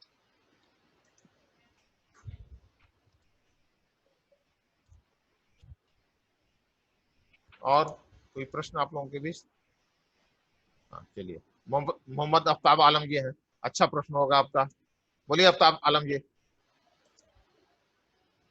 हेलो, नहीं हो रही है आपका, आप जुड़ नहीं रहे। हाँ बोलिए, आ गए। हाँ बोलिए। हाँ सर, मेरा एक सवाल है कि जैसे मान लीजिए सर एक कब्रिस्तान है जो बाउंड्री हो चुका है, हाँ और मान लीजिए सर उसका वक्फ बोर्ड का जो बाउंड्री है कब्रिस्तान हुआ है उसका 10 डिसमिल जमीन है, और 9 डिसमिल में जो है ही बाउंड्री हो गया कोई भी कारण से, अगर उसका जो जमीन फिर एक्स्ट्रा निकलेगा उसको फिर क्या किया जाएगा? देखिए, अगर 10 डिसमिल की थी, 9 डिसमिल में ही चरदीवारी है, 1 डिसमिल बाहर में अगर वो पड़ती है, सब तरह ठीक ठाक है, तो उसका मानचित्र का निर्माण कर देंगे। यदि मान लीजिए कि अगर पोजीशन आपका क्या सर्वेक्षण में दखल भी देखना है, यदि मान लीजिए 1 डिसमिल है किसी के कब्जा में है, तो उस स्थिति में अगर वो फ्री है तो उसको आप 10 डिसमिल बनाए, वो आप पर है, मैंने वो कोई विवाद उत्पन्न नहीं हो, क्योंकि चरदीवारी के अंदर में आ गया या मेजरमेंट के अंदर आ गया है, तो 10 है तो 9 डिसमिल बनाएंगे, वो आप देख लें विवेक। मगर खतियान में 10 डिसमिल है तो 10 डिसमिल का प्रयास करें बनाने का। पहला प्रयास 10 डिसमिल का होना चाहिए, प्रयास रहेगा। हाँ, पहला प्रयास। अच्छा, किसी भी किसी को लाभ नहीं पहुंचा। और सर जैसे जी, और सर कहना है कि मान लीजिए सर कोई जमींदार है, वो क्या है, वो अपने जमीन मतलब दान दे दिया है, वो मस्जिद बना लिया है या कब्रिस्तान बना लिया है, तो फिर वो तो ये जमीन जो है वक्फ बोर्ड के नाम पे फिर चढ़ाना होगा। हाँ, वक्फ बोर्ड में ही रजिस्टर्ड होगा जो है। जैसे ही आप करते हैं, दान करते हैं, तो आप इंडियन रजिस्ट्रेशन एक्ट के जी तहत सर। उसकी रजिस्टर्ड होती है और वक्फ बोर्ड को सूचना जाती है। अब वक्फ बोर्ड अपने रजिस्टर में औकिफ जो पंजी है उसमें एंट्री कर देगी, उसी पंजी को जी सारी सर। सूचनाएं मुझे उपलब्ध कराएगा। ठीक है ना? चलिए, अच्छा, ठीक ठीक, थैंक यू। और कुछ कोई प्रश्न? चलिए नेक्स्ट पेज पे चलिए। देखिए उधर एक हाथ उठा रहे थे। हाँ, अभिषेक जी बोलिए। हाँ जी सर। बोलिए। सर बोल रहे हैं कि ऐसा होता है गांव में देहातों में कि छोटा छोटा मंदिर है, उसको भी लोग मतलब दान में जमीन दिए हुए हैं, और बाद में लोग क्या करते हैं कि उसके मंदिर के पुजारी जो है वो तो जमीन का पट्टा काट देते हैं या कागज कोई बना देते हैं और लोग बोलते हैं कि हम बनवाए हुए हैं, तो वो तो न्यास परिषद से नहीं जुड़ा हुआ है।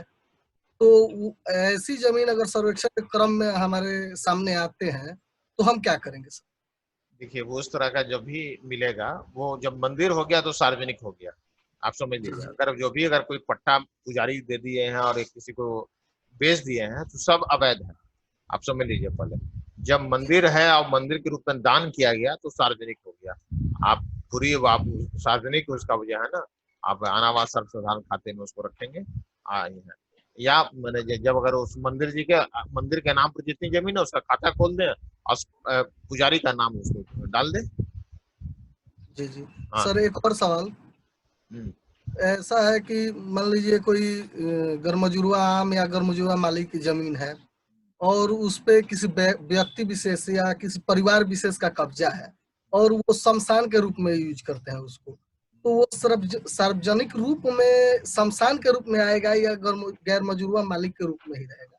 देखिए गरमेरुआ मालिक में भी शमशान है, तो गरमेरुआ मालिक भी अब बिहार सरकार हो गया है, तो आप उसमें भी रख दीजिएगा तो कोई दिक्कत नहीं है।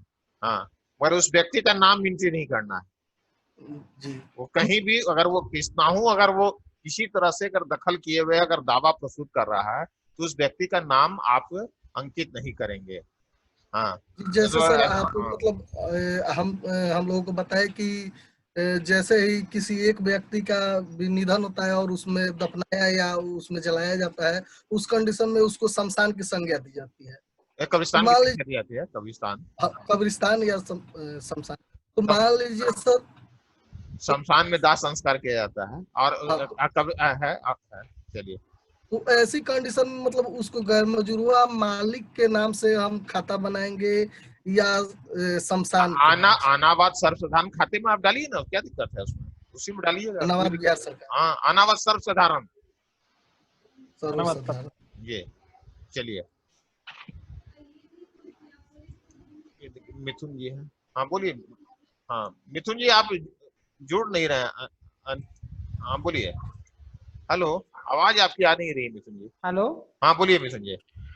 सर हम ये कहना चाह रहे हैं सर हाँ कि सर अगर हमको मंदिर बनाना है सर, हाँ। तो कोई भी जगह बना सकते हैं सर सरकारी जमीन पे? सरकारी जमीन पर मंदिर, नया मंदिर का निर्माण के लिए सुप्रीम कोर्ट का एक वर्डिक्ट आ चुका है 2013 में कि सार्वजनिक भूमि पर नए मंदिर का निर्माण नहीं करना है, उसके लिए अंचल अधिकारी और थाना प्रभारी को। हाँ, जैसे क्या सर छोटा से मंदिर बनाना है तो आप अपने आप अपनी रहती जमीन में बनाइए। आप तो अगर हैं, अगर मंदिर का अगर है भक्ति है तो अपनी रहती जमीन में आप निर्माण करें और उसका करें, सरकारी जमीन में क्यों आप करेंगे? इसलिए ये आपका जो है ना माननीय उच्चतम न्यायालय का ये आया हुआ आदेश, उसमें अंचल अधिकारी और थाना प्रभारी को बनाया गया है कि ये वो प्रतिवेदन भी देना था वीकली। हाँ जी। तो आप सरकारी जमीन में आप मंदिर का निर्माण नहीं करें, आप जब भी करें तो रहती जमीन में करें, भक्ति भाव दिखाइए रहती जमीन में मंदिर का निर्माण कर। जी जी sir, thank you sir. Okay.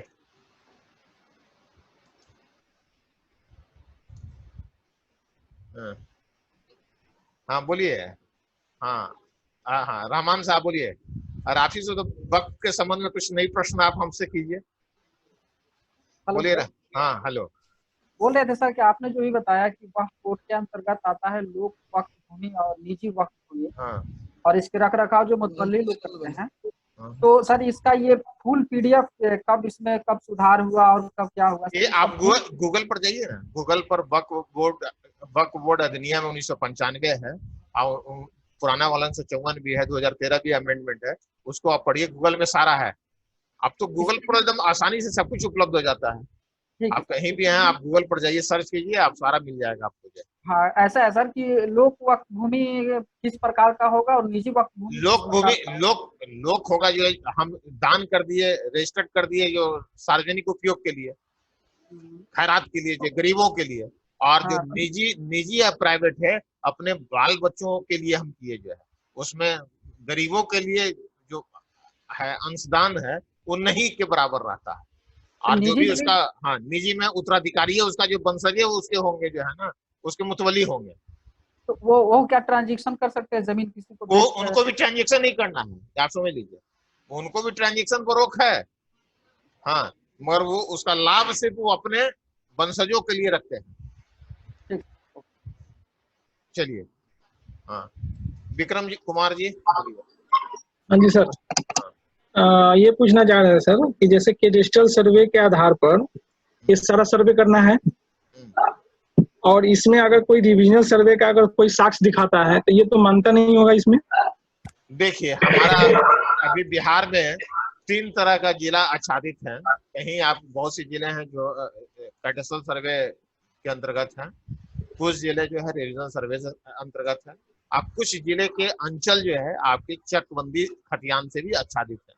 यदि मान लीजिए कि कैडेस्ट्रल सर्वे हमारा 1908 में 1920 में हुआ, उसके बाद रिविजनल सर्वे जब तक डी नोटिफाइड नहीं हुआ, उसकी खतियान अंचल कार्यालय में लागू नहीं हुआ रिविजनल सर्वे का, या रसीद नहीं कट रही है, दाखिल कार्य वगैरह नहीं हो रही है, तो उसे अगर अंतिम प्रकाशन नहीं किया गया, तब उसी स्थिति में वो अपने रिविजनल सर्वे को साक्ष्य के रूप में आपके जो राजस्व न्यायालय है वहां रैयत अपने रख सकते हैं। जैसे मान लीजिए रिवीजन सर्वे में ये जो रिवीजन सर्वे का अंतिम प्रकाशन हो गया होगा, तब तो नक्शा का निर्माण हुआ होगा कि पहले भी हो गया? नहीं, अंतिम प्रकाशन के बाद अंतिम अधिकार अभिलेख का जब प्रकाशन होती है तो उस समय मानचित्र का भी प्रकाशन होती है और अधिकार अभिलेख का भी होती है। और दोनों प्रकाशन होने के बाद में वो खतियान जो अंचल कार्यालय को मैंने संभारता को उपलब्ध करा दिया गया, राज्य सरकार के द्वारा डी नोटिफाइड कर दिया गया, तो खतियान माना गया। जैसे पूरे शाहाबाद जो था, पुराना शाहाबाद, जिसके अंतर्गत आपको बक्सर जिला है, भोजपुर जिला है, कैमूर है, संग्राम है, रिविजनल सर्वे के खतियान लागू है। तिरहुत जो थी कमिश्नरी, वहां भी वैशाली, मुजफ्फरपुर में भी रिविजनल सर्वे खतियान लागू है। आपका कुछ इस तरह से जिलों हैं जहां लागू है। चलिए नेक्स्ट क्वेश्चन। हाँ, मोहम्मद शाहबाज हुसैन जी। हाँ सर, बोलिए शाहबाज जी। हाँ शाहबाज जी बोलिए, क्या प्रश्न आपका? हाँ, हेलो सर। हेलो सर, बोलिए। हाँ सर, जिस तरह से आपने बताया कि जो है मठ का जो उत्तराधिकारी जो होता है, जो उसका प्रबंधक जो होता है, उसके मृत्यु के बाद जो है उसका जो अनुयायी या फॉलोअर जो होते हैं वो बनते हैं। उसी तरह से खानकाह के अंदर में भी जो अगर कोई उसका जो प्रबंधक है, अगर उसकी अगर देहांत हो जाता है, अगर उसका इंतकाल हो जाता है, तो उसके बाद उसका जो है उत्तराधिकारी कौन होगा सर? वहाँ भी उसी ही व्यवस्था है।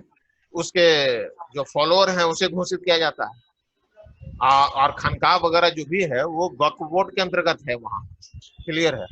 तो सर, तो वक्फ बोर्ड के द्वारा ही उसको उसका वहाँ का जो प्रबंधक है वो घोषित किया जाता है। हाँ, मुतवली को वहाँ घोषित किया जाता है। वो मुतवली नियुक्ति करने की सारी प्रक्रिया उसमें दी गई है, और उनके मुतवली को रिमूवल की भी प्रक्रिया है। अब मुतवली अगर गलती करेंगे तो उनको पेनलाइज करने की भी प्रक्रिया वक्फ बोर्ड अधिनियम 1995 में पूरी व्यवस्था दी गई है। लेकिन सर, मैंने देखा है कि जो जैसे कि पटना के नजदीक में फुलवारी शरीफ है सर, उसमें जो वहाँ का जो मुतवली है, वहाँ का वंशज जो है उसको बनाया जाता है, यहाँ तक मैंने देखा है। तो दो तरह का तो होगा, वो बताया ना कि लोक वक्फ है कि प्राइवेट है। दूसरा का प्राइवेट वक्फ जो होगी तो उसमें उनके वंशज ही मुतवली होते हैं, तो वो प्राइवेट वक्फ में आएगा। हाँ जरूर होगा।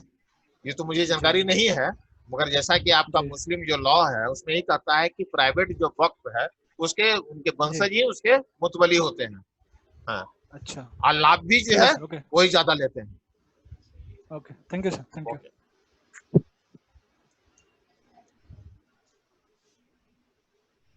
यहाँ देखिए, नवाब साजिद इकबाल साहब। हाँ बोलिए, बोलिए नवाब साजिद इकबाल साहब।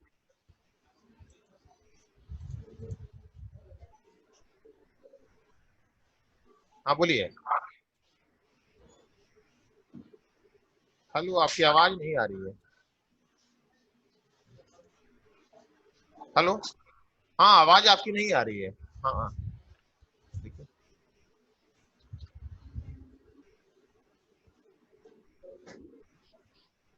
आपकी आवाज नहीं आ रही है। हाँ बोलिए, आवाज आ रही है? नहीं आ रही, आपकी आवाज नहीं आ रही है। देखिए, हेलो, हाँ नहीं नहीं आवाज आ रही है आपकी। हाँ आवाज नहीं आ रही है, आपकी आवाज नहीं आ रही है। अनम्यूट देखिए, देखिए तो, हेलो, नहीं आवाज, आवाज आप अपने स्क्रीन में नोटिफिकेशन क्या होगा देखिए ना, अनम्यूट कीजिए। अपने स्क्रीन में नोटिफिकेशन क्या होगा, अनम्यूट कीजिए। हेलो हेलो, चैट बॉक्स में क्वेश्चन लिखिए ना आप, क्या है प्रश्न आपका, लिखिए, उसका जवाब दे देते हैं। आप अपना प्रश्न लिखिए चैट बॉक्स में। हाँ लिखिए लिखिए, वेट कर रहा हूँ मैं आपको।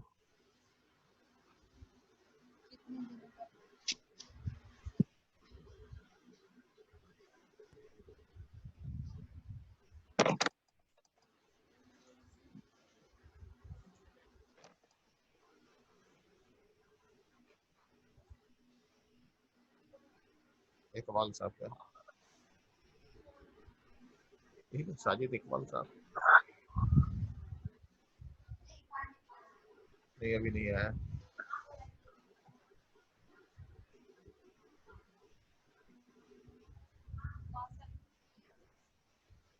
हाँ देखिए, आया क्या है इनका, फॉर न्यू मैसेज। हाँ देखिए, इकबाल साहब का क्या है।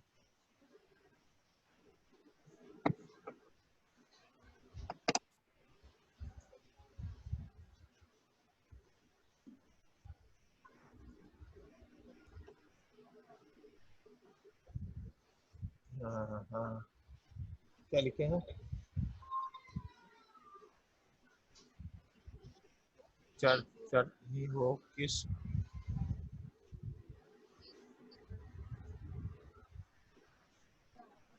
हाँ अच्छा, हाँ क्रिश्चियन से संबंधित आप प्रश्न कर रहे हैं, ईसाई से संबंधित। ईसाई के लिए पर्सियन लॉ है, आप गूगल पर जाएंगे वहां होती है।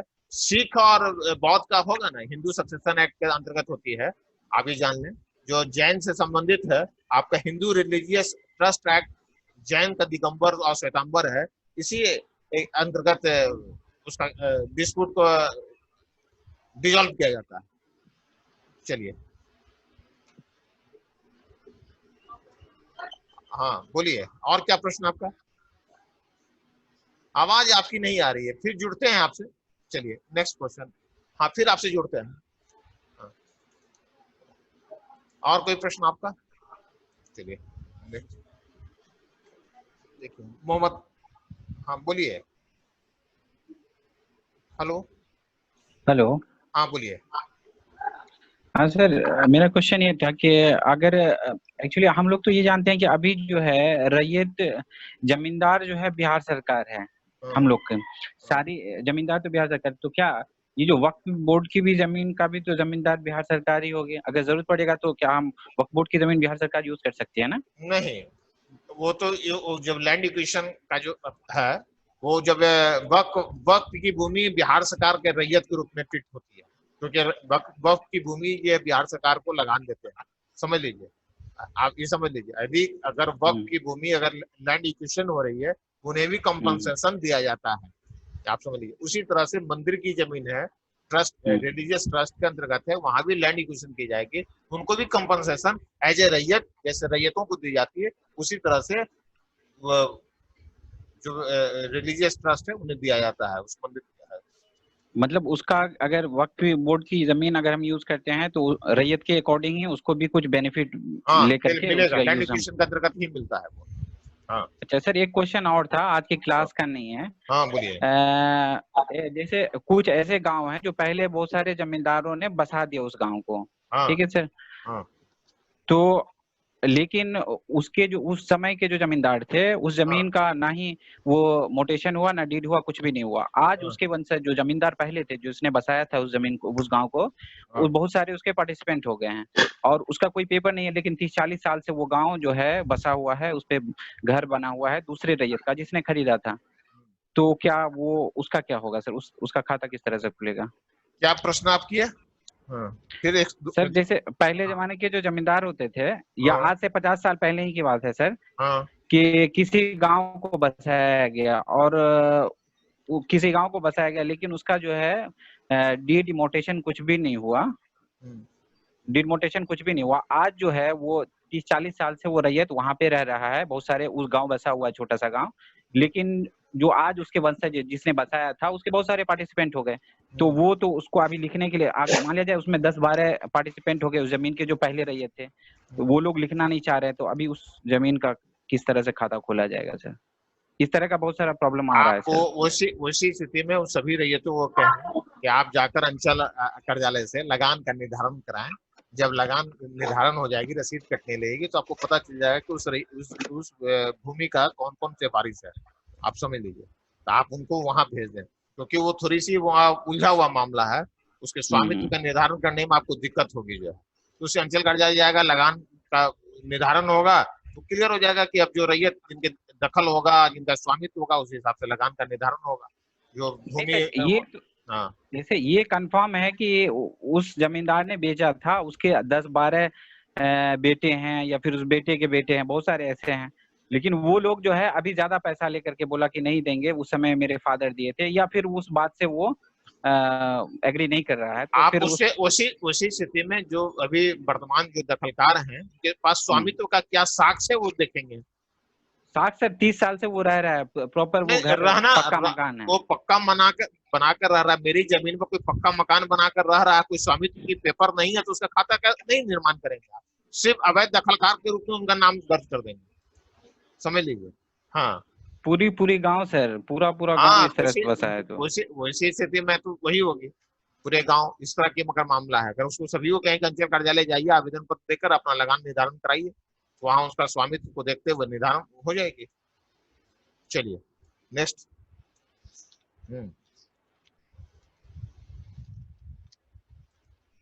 बोलिए, और कोई प्रश्न? हाँ बोलिए। हाँ नितेश जी बोलिए, क्या प्रश्न आपका? जी प्रणाम सर। प्रणाम। हाँ बोलिए। अनुवाद बिहार सरकार सर, आवाज थोड़ी सी तो किसी व्यक्ति का क्या बोले? तो जी अनावाद बिहार सरकार हाँ अवैध दखल किसी व्यक्ति का नाम दे देता है सर, वो क्या होता है सर? अवैध दखल मैंने अब नहीं लिखना है। अगर बिहार सरकार की भूमि या कोई दखल किए हुए है, तो आप जब खेसरा पंजी का निर्माण करेंगे, अव्यक्ति कॉलम में किसी व्यक्ति का ही नाम नहीं लिखें। अगर आप लिख देते हैं तो उसको आप सपोर्ट कर रहे हैं, वो कल वो जो है वो दावेदार बन जाएगा उस भूमि का जो है, इसलिए आप अवैध शब्द भी नहीं लिखेंगे। हाँ जी, और विवादित जमीन है सर, उस जमीन पर विवाद चल रहा है, तो विवाद किसी के न्यायालय में अगर चल रहा है, किसी भी न्यायालय में चल रहा है, तो उसका व्यक्ति कॉलम में उस न्यायालय का नाम और जो वाद संख्या है वो लिखते हुए किसके बीच चल रही है वो आप लिख दें बस। चलिए आकाश जी बोलिए, क्या प्रश्न आपका? हेलो आकाश जी। हम देखा तनी खोला तन, ठीक। हाँ बोलिए। नेक्स्ट नहीं आवाज आ रही है। चलिए अगले नेक्स्ट। हाँ और 10 नंबर पेज पे चलिए। बोलिए, आप लोगों से बीच कोई प्रश्न?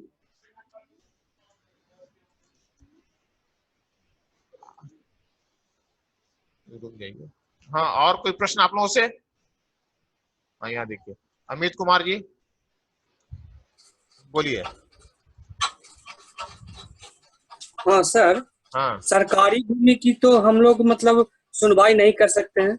नहीं, आपको सर जब प्रपत्र 8 में आपत्ति आएगी लोक भूमि से संबंधित उसकी सुनवाई Yes, sir. आपके द्वारा नहीं किया जाएगा। सिर्फ अभिलेख खोलकर आप अपने सहायक भूमिस्थ अधिकारी जो होंगे आपके शिविर के, लोक भूमि की सुनवाई करने के लिए प्राधिकृत होंगे, उनके समक्ष उस अभिलेख sir. को उपस्थापित कर देंगे, उनके पास अग्रसारित कर देंगे।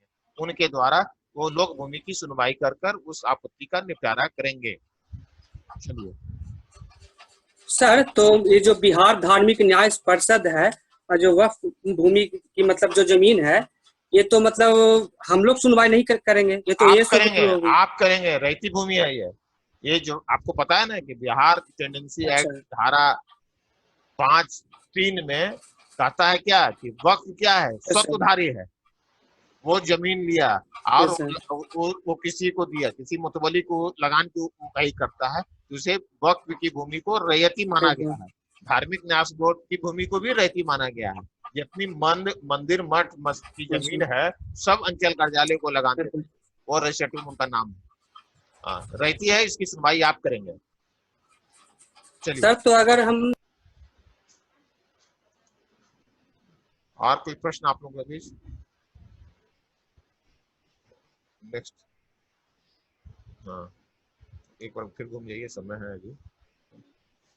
देखिए, हाँ इधर से कोई, पूजा कुमारी जी कोई प्रश्न है आपका?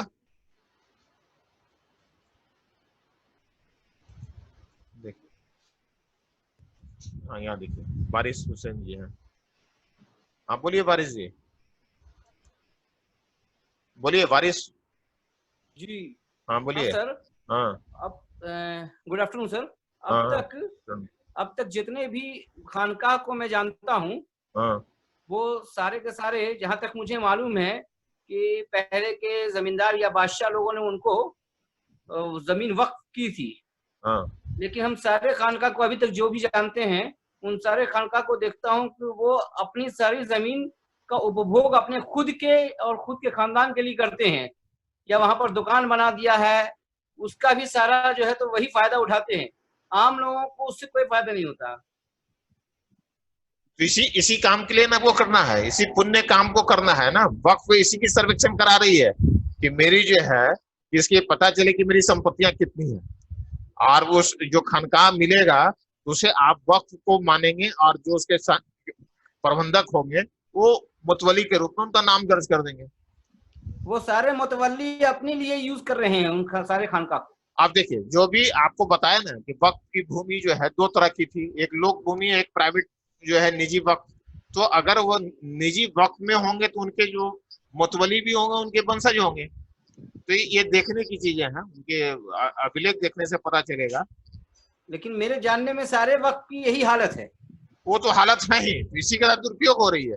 जितनी मठ की जमीन है, और क्या है, हमारे आपके जैसे कोई ना कोई निजी उपभोग कर रहे हैं, बेच रहे हैं, या महंत बेच देते हैं, या उसके सिवाय पुजारी बेच देते हैं। ये गलत ढंग से उसका दुरुपयोग तो हो ही रही है, उसी के लिए रोकना ना है। आप जब सर्वेक्षण करेंगे ये पता चल जाएगा कि वक्फ की भूमि कहाँ कहाँ है। तो वक्फ बोर्ड अधिनियम के अंतर्गत जो उसके पदाधिकारी है, ट्रिब्यूनल है, वहां से बात चलेगा और चलकर उसको अपने रीस्टोर करेगा। Thank you sir, thank you. चलिए, ओके, सहमत है हमारे विचार से? Yes sir. हाँ चलिए, थैंक यू।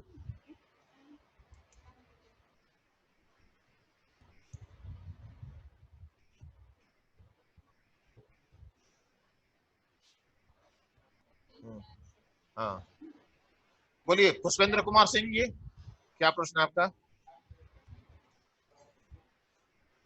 हेलो, हाँ बोलिए पुष्पेंद्र जी। हाँ आवाज, पुष्पेंद्र जी किधर चले गया? पुष्पेंद्र जी आवाज आपकी मेरी तो पहुंच रही है।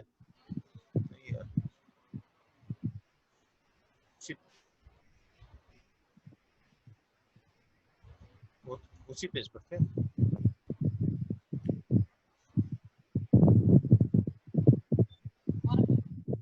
हाँ पुष्पेंद्र जी आवाज नहीं जा रही है मेरी। यहाँ देखिए तो मोहम्मद, हाँ इधर देखिए, मोहम्मद कुरैन साहब, बोलिए क्या प्रश्न आपका? हेलो हेलो हेलो, हाँ बोलिए क्या प्रश्न आपका? आवाज आ रही है सर आपके पास? हाँ बोलिए। हेलो, हाँ बोलिए, आवाज आ रही है। सर आपकी वॉइस ब्रेक हो रही है। हेलो हाँ बोलिए, आवाज आ रही है। हाँ सर, ये वक्फ बोर्ड के बारे में जो बोल रहे थे कि जो अगर वो क्या कहते हैं एक इस कब्रिस्तान वाली जमीन हो, चाहे कोई मंदिर भी हो, या फिर क्या कहते हैं निजी वाली जमीन हो, ये सब के रिगार्डिंग जो वक्फ बोर्ड बोल रहे थे, तो सर ये वक्फ बोर्ड कौन चलाता है? वो किस तरह से वक्फ के अंतर्गत जो है, उसके लिए वक्फ बोर्ड अधिनियम के अंतर्गत बिहार में एक बोर्ड है, राज्य स्तरीय है, वो जो केंद्र सरकार के अधिनियम के अंतर्गत उसका निर्माण किया गया है। उसमें अध्यक्ष होते हैं, उसके चीफ एग्जीक्यूटिव ऑफिसर होते हैं, जो डिप्टी सेक्रेटरी लेवल के पदाधिकारी होते हैं। वो भारत सरकार के जो है ना संवैधानिक संस्था के रूप में उसका है, वो बोर्ड है, उस हिसाब से उसकी संचालन होती है। उसकी एक्ट है, उसके अंतर्गत सब सारी दी हुई है व्यवस्थाएं, कैसे कैसे चलेगी, कौन मुतवली होगा, उसका कैसे नियुक्ति होगा, कैसे हटाने का है, उसमें पेनलाइज करने का है, चीफ एग्जीक्यूटिव ऑफिसर कैसे बहाल होंगे, या बोर्ड के प्रेसिडेंट कौन होंगे। तो प्रेसिडेंट जो होते हैं, उसमें केंद्रीय परिषद भी है, आपका जो पूरे राज्य के जो बोर्ड होते हैं उसकी देखभाल करते हैं, वो उनके देखरेख में वो संचालन होता है। और जो केंद्रीय परिषद के अध्यक्ष होते हैं वो भारत सरकार के जो मंत्री होते हैं उन्हीं के समकक्ष होते हैं, या मंत्री भी बनाए जा सकते हैं या उनके समकक्ष भी होते हैं, या बने जो मुस्लिम समुदाय के होते हैं। इस तरह से सारी है।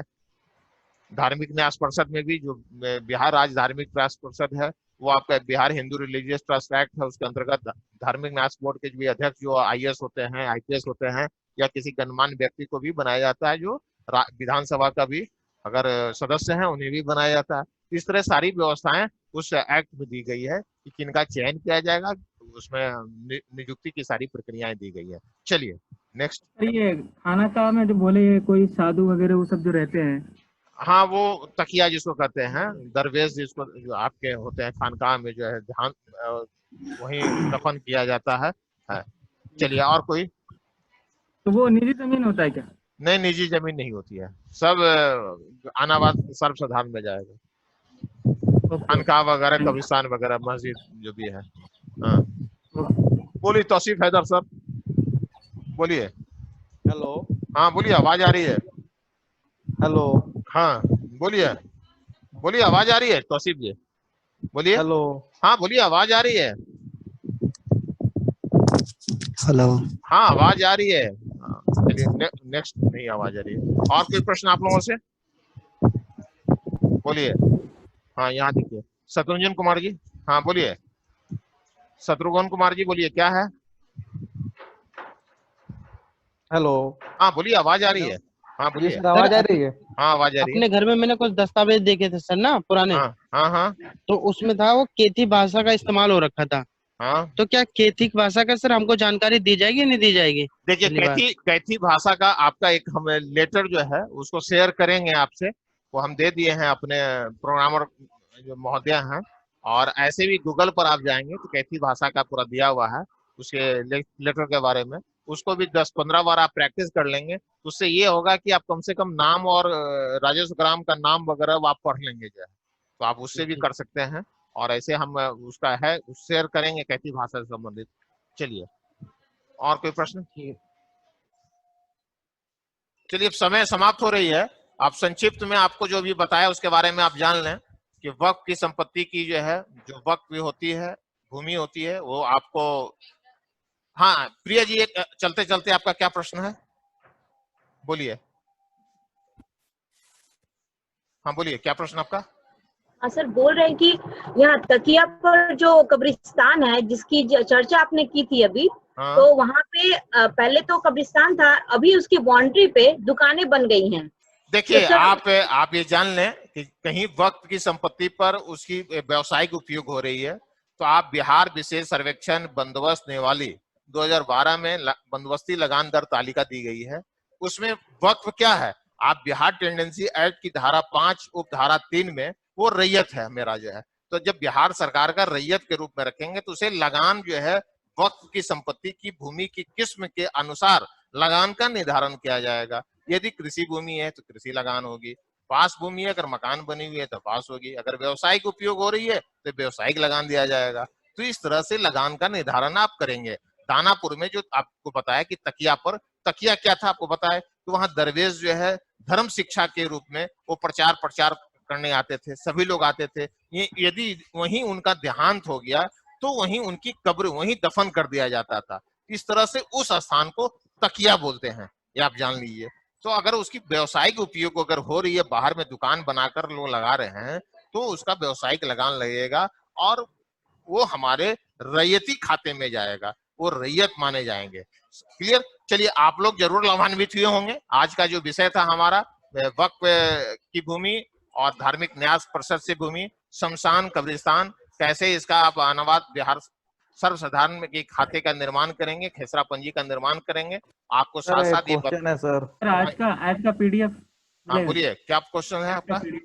हेलो सर, मान लीजिए सर कोई मठ, मदरसा या मस्जिद का कोई जमीन है, उसमें कोई कब्जा करके अवैध रूप से उसको मतलब हाँ बोलिए, नहीं समय उसको उपयोग कर रहा है, तो उसके रिगार्डिंग में आपको बताया ना कि यदि वक्फ की भूमि है, अगर कोई कब्जा कर लिया है तो उसके लिए वक्फ बोर्ड अधिनियम 1995 में स्पष्ट है कि रीस्टोर करने की शक्ति दी गई है। Bihar Hindu religious trust act 1950 में भी कोई इमूवेबल प्रॉपर्टी को कोई व्यक्ति के द्वारा कब्जा कर लिया गया है तो रीस्टोरेशन ऑफ पावर जो है उसमें दी गई है और उसको पेनाल्टी भी किया जाएगा, दंडित भी किया जाएगा। तो सारी व्यवस्था है। अवैध रूप से कब्जा किए हुए तो अवैध का अवैध है, आप उसको ध्यान नहीं देंगे।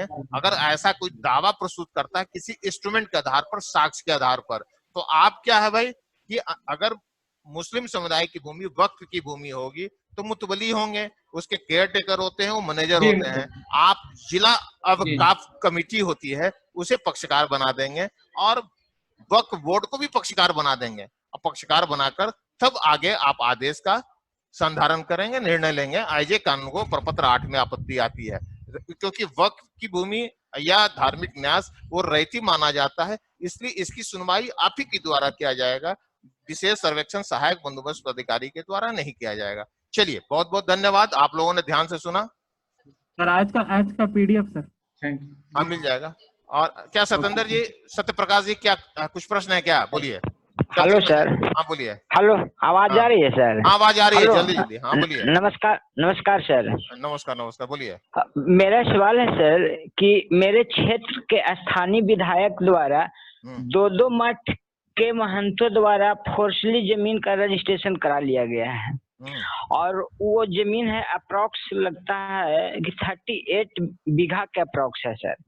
और वो सारे मतलब उसे मतलब बटाई दे के और वो जो गल्ला का आपने बोला कि आपके माननीय विधायक जी फोर्सली जो है कब्जा कर लिए हैं, तो फोर्सली शब्द जब महंत से करवा लिया, रजिस्ट्रेशन भी करा लिए, तो उसके लिए आपको Bihar Hindu religious trust act 1950 में वहाँ ट्रिब्यूनल है, वहाँ डिस्ट्रिक्ट जज उसके होते हैं, ट्रिब्यूनल के जो है, समझ लीजिए। तो वहाँ आपके जो स्थानीय लोग हैं वहाँ जाएं और जाकर अपना वाद दायर करें और उनको न्याय मिलेगा वहाँ।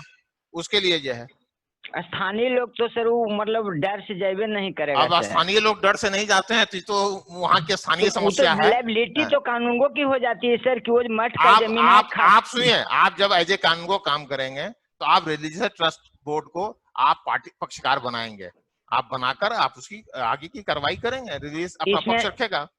इसमें अंचलाधिकारी को भी पक्ष बनाया जा सकता है। अगर उसकी दाखिल खारिज हो गई, ये रसीद कट रही है, तो अंचलाधिकारी को भी पक्षकार बना देंगे। चलिए, बहुत बहुत धन्यवाद आप लोगों को, फिर मिलते हैं।